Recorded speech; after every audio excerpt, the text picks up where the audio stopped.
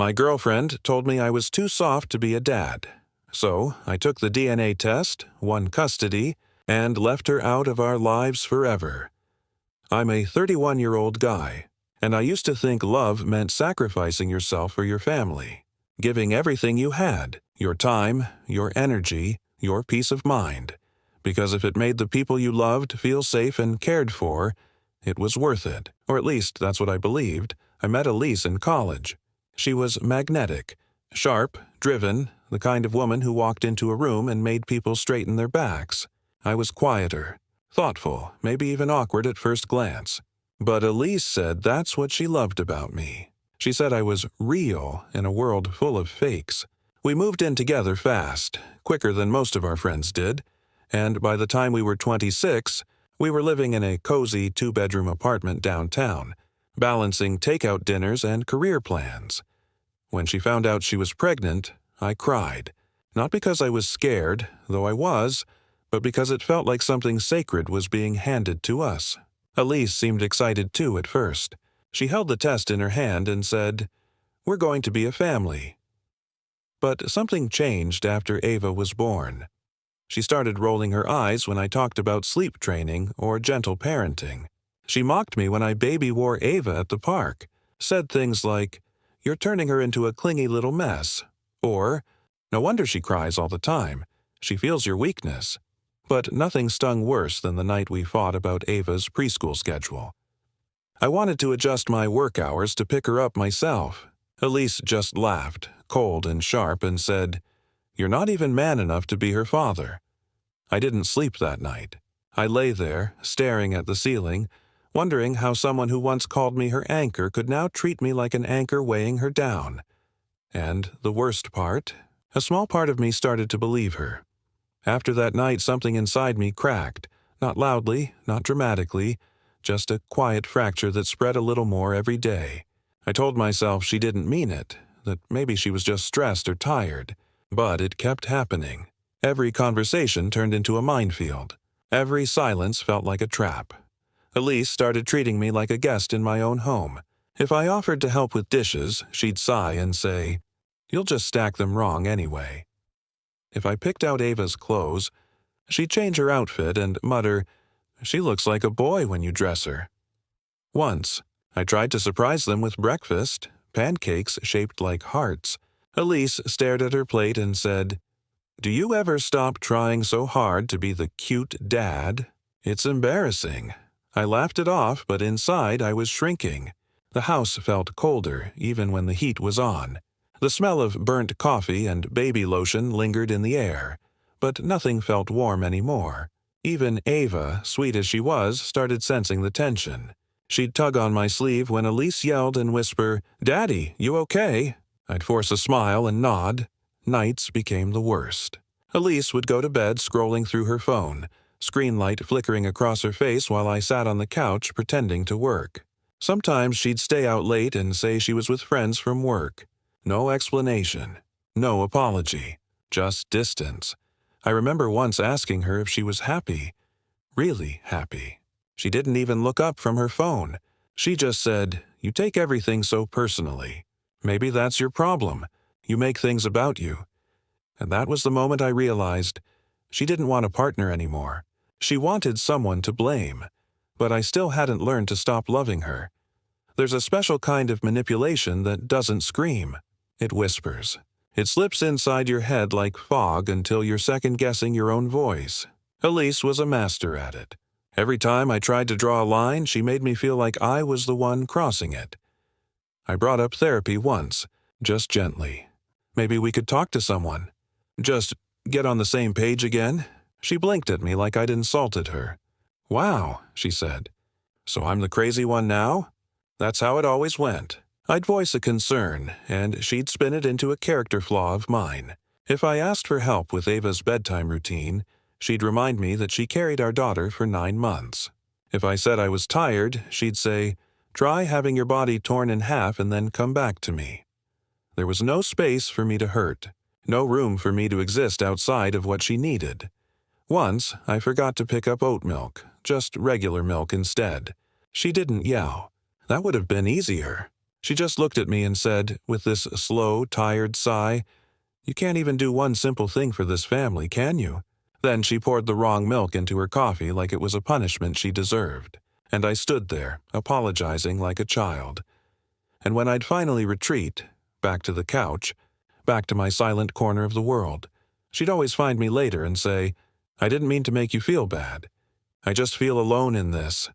And there it was, the hook, guilt, just enough to keep me tied, just enough to make me think maybe it really is me.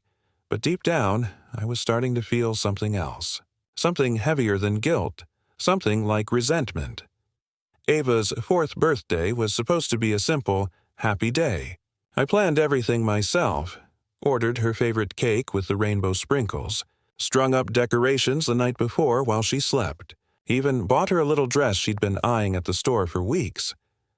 I wanted her to feel loved, to feel like this family meant something. Elise said she'd be home by 2 p.m. to help set up. Guests were arriving at 3. At 2:30, no word. At 3, nothing. At 3:45, she walked in like a storm cloud, sunglasses still on, reeking of perfume and vodka. She muttered, "Traffic," without looking at me, and tossed a gift bag onto the kitchen counter like it was a favor. Ava didn't notice. She was too busy showing her little cousin how her new dollhouse worked. But I noticed. I noticed the tag was still on the gift. I noticed Elise's heels clicking on the floor as she walked straight past everyone and poured herself a drink. I kept smiling through the party. I handed out cupcakes and cleaned up juice spills. I told myself, just get through today. Do it for Ava. But later that night, after the guests had left and Ava had finally gone down for bed, Elise dropped onto the couch and sighed. "You know, you try way too hard to be the perfect dad. It's honestly pathetic." I turned to her, stunned. "What the hell, Elise?" "I did everything today. For her. For us." She didn't even flinch. Just stared at the TV and said, "She's going to end up soft like you. Good luck raising a kid who cries every time someone raises their voice." That was the moment. Not loud. Not violent, just hollow. I went into the garage under the excuse of taking out the trash, and I stood there, alone, for almost an hour. And for the first time since Ava was born, I didn't want to go back inside. About a week after the birthday, I was picking Ava up from daycare when one of the staff, Miss Carla, a soft-spoken older woman, smiled at me and said, "She really looks like you know." "Same eyes." I laughed politely, nodded, said thanks. But that comment followed me into the car. Same eyes. Same eyes. It shouldn't have meant anything. I've always known Ava was mine. Elise never gave me a reason to question it. Not directly, but once the thought burrowed into my brain, it was like a rot. I started remembering all the things I'd buried. The way Elise avoided conversations about paternity in those early months. How she shut down any talk of family resemblance. "She's a baby. They all look the same." Or how she once told her friend, while she thought I was out of earshot, "I don't even care whose features she gets. She's mine either way." I started noticing the little things too. Ava's curls didn't match either of ours. Her skin tone was just a shade darker. Her expressions, her furrowed brow, her pout when she focused. They didn't remind me of Elise or me. I felt sick for even thinking it. Guilty, like I was betraying my own daughter. But then I thought about Elise. About the distance, the contempt, the way she wielded my love like a weapon. And I thought, if she's willing to treat me like this now, what else was she capable of hiding back then? That night I couldn't sleep. I just sat on the edge of the bed watching Ava's monitor. She was curled up with her stuffed turtle, snoring softly. I told myself I'd never let anything come between us. But my hands were already trembling as I ordered the DNA test. The test kit arrived 3 days later in a plain, unmarked envelope. It felt heavy in my hands, like it was carrying something more than just plastic swabs and instructions. I waited until Ava was napping on the couch, her mouth slightly open, clutching that same stuffed turtle like always. I crouched beside her, heart pounding in my ears, and gently swabbed the inside of her cheek. I kept whispering, "I'm sorry, baby," like she could hear me, like she might wake up and ask why her daddy was shaking. I mailed it the next morning before work, and then came the waiting. Days stretched like rubber bands. Elise didn't notice the change in me. Or if she did, she chalked it up to you being in one of your moods again. I kept my head down. I played with Ava like everything was normal. But every time she smiled, every time she said, "Daddy," a quiet voice inside whispered, "Are you? Are you really?" When the results came, I almost didn't open them. I stared at the envelope for what felt like hours, my fingers numb. Then I tore it open. A 99.99% match. Ava was mine. Completely, undeniably mine. I sat down on the kitchen floor and cried. Full on, shoulders shaking, no holding back cried. Not just from relief. Not just from fear finally leaving my body, but because I realized something far worse. Elise had known. She knew this child was mine. She had no doubts. And yet she still spent years making me feel like I didn't deserve fatherhood. Like I was too weak, too soft, too insignificant. Her betrayal wasn't in a lie. It was in the truth she weaponized. And now that I had this piece of paper, I wasn't afraid anymore. I was furious. After the DNA test, I started therapy. I didn't even tell Elise. I just searched online, booked a session, and showed up. I walked into that office like I was carrying bricks on my back, and the minute I sat down, they started to fall, one by one. My therapist, a calm older guy named Marcus, didn't say much in the first session. He just listened. I told him about Elise, about the way she made me feel like a stranger in my own life, about the guilt, the second guessing, the shame, the DNA test. He nodded slowly and said, "It sounds like you've been surviving emotional abuse." Those words rattled something loose in me. I always thought abuse had to leave a mark you could see. Bruises, yelling, doors slamming. But Elise hurt me with silence, with smirks, with phrases like, "You're being too sensitive," or "You're overreacting again." Marcus helped me see it clearly. I had become a ghost in my own relationship, a caretaker, a punching bag wrapped in politeness. I started documenting everything. I created a folder on my phone, Ava's life. Videos of her clinging to me when Elise pushed her away. Audio clips of Elise snapping, "God, why is she always so needy?" Journal entries, screenshots, texts. I wasn't building a case. I was building clarity. One evening, I finally asked Elise to come to therapy with me. I rehearsed the words for hours. When I said it out loud, her reaction was instant. She laughed. Loud, bitter, cruel. "You want to waste money talking to some shrink because you can't handle life? You're pathetic." Then, with a smirk, she added, "Maybe he can help you grow a pair." She walked away. But I didn't follow this time. I just stood there. And for the first time in years, I saw her for exactly who she was. That night, after Elise went to bed, I sat in the living room with the lights off. Ava's toy blocks were scattered on the rug, her drawings taped messily to the wall. I stared at them like they were clues in a puzzle I hadn't been ready to solve until now. I opened my laptop and searched. How to file for full custody. It felt surreal, typing those words. But the more I read, the clearer it became. This wasn't just about Elise hurting me. It was about Ava. About what kind of environment she was growing up in. About who she was learning to trust, and how she'd define love. The next day, I took time off work and met with a family lawyer. Her name was Natalie. Sharp, no nonsense. The kind of person who could tear someone apart in court without raising her voice. I laid everything out, quietly, nervously, and halfway through she stopped me and said, "You have more than enough." She told me to keep collecting. "Keep calm, don't provoke Elise, don't argue. Just document." She said courts don't need drama. They need proof. So I started building Ava's schedule. Who fed her, who picked her up, who read to her, who she clung to when she was scared. I tracked Elise's absences, her passive aggression, her neglectful comments. Meanwhile, Elise was drifting further away. She stayed out longer. She started working late at odd hours. She missed Ava's swim lessons. Once, Ava asked where Mommy was, and I didn't even have an excuse left to give.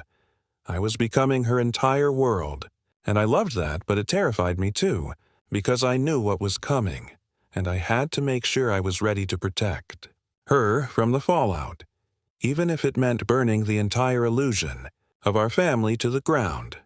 It happened on a Thursday. Elise had been gone for 2 days, claimed she was at a team-building retreat for work, but there were no calls, no check-ins, no photos, just silence. I bathed Ava, read her 2 books instead of 1, and tucked her in with the turtle under her arm. She whispered, "Is Mommy mad at me?" And I had to step out of the room before I cried.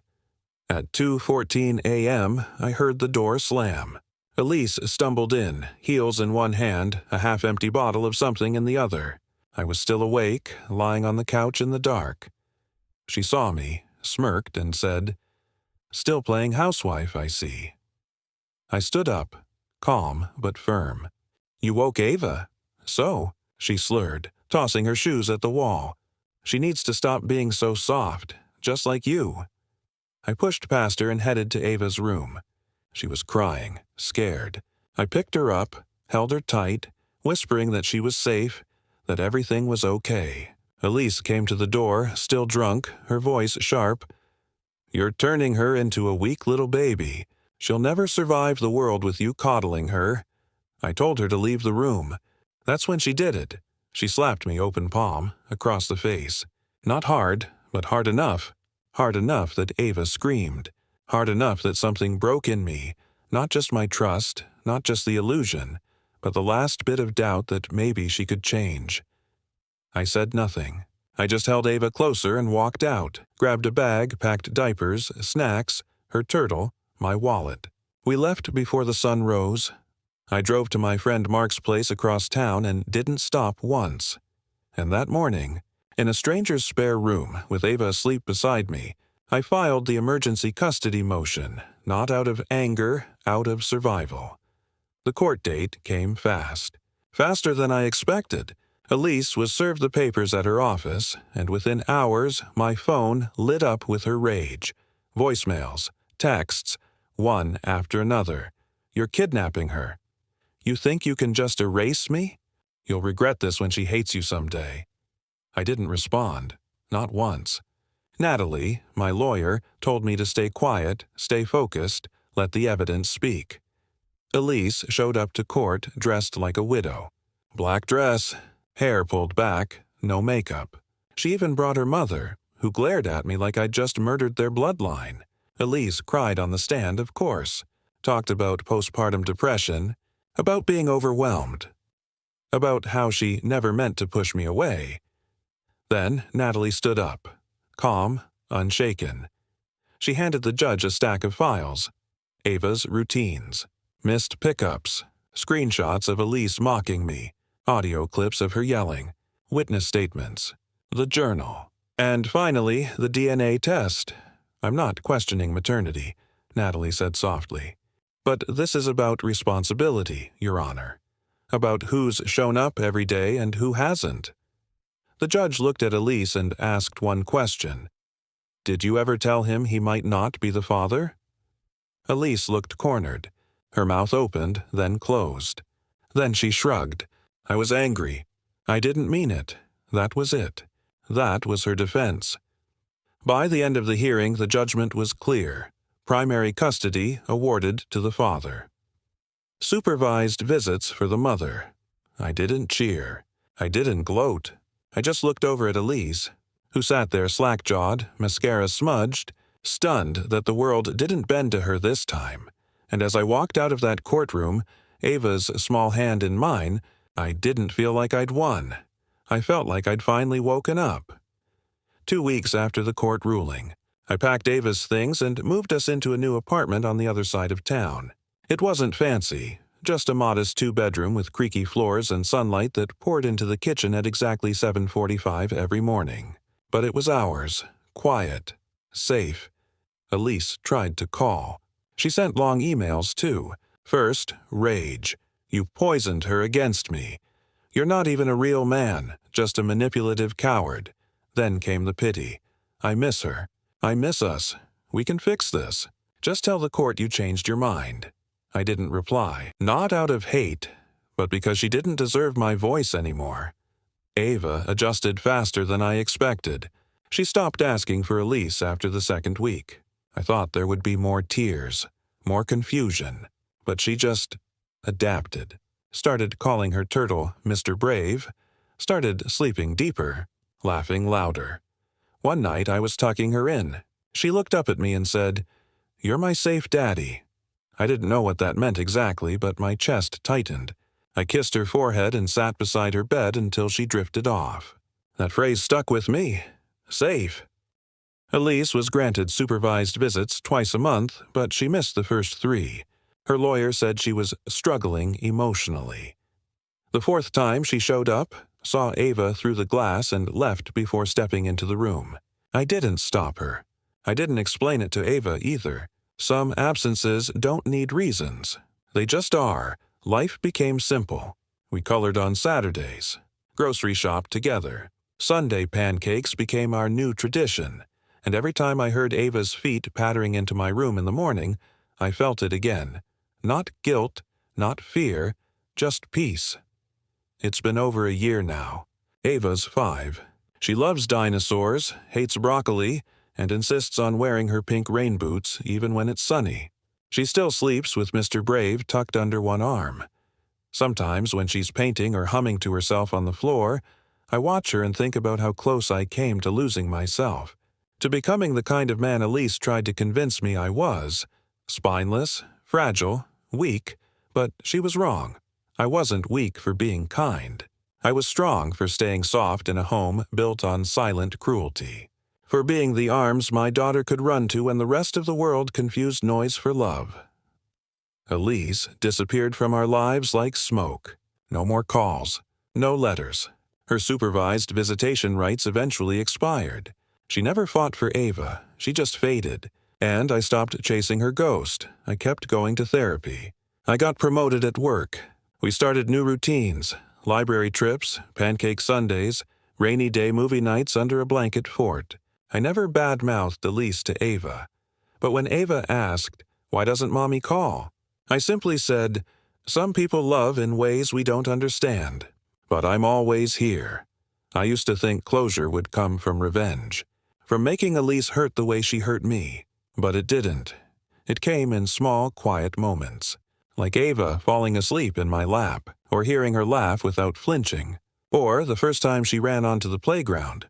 Without looking back to make sure I was still there, I didn't win by proving Elise wrong. I won by being the father she said I could never be. Kind doesn't mean weak. It means choosing love, even after it's been used against you.